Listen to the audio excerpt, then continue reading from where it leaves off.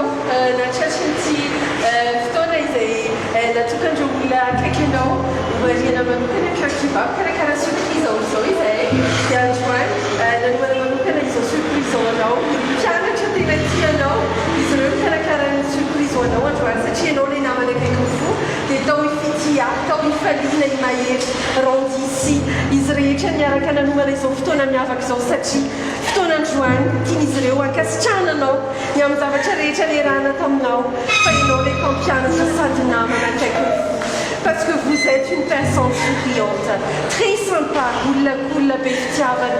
Masika be ary ny fiarahana taminao nahafantaran'izy ireo fa ny atao hoe mpampianatra dia tsy ilay olona hoe nona na mampita fahaizana fotsiny ihany fa ny atao hoe mpampianatra dia ilay namana, ilay mpitapo rahavavy anavavy dia izany indrindra nitsapan'izy ireo miaraka taminao dia izany no anatony izao fotoana androany izao dia misy hafatra maromaro fa amin'izy ireo mamelay ianao amaky izay mamintona azy rehetra.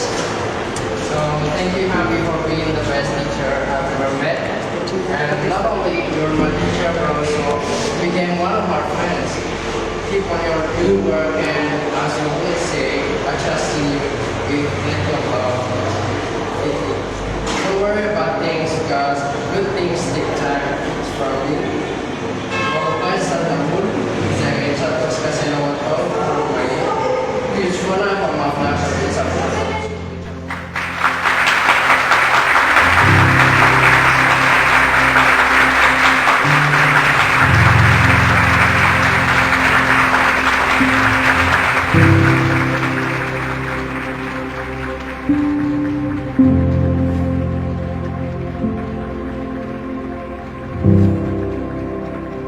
Thank you.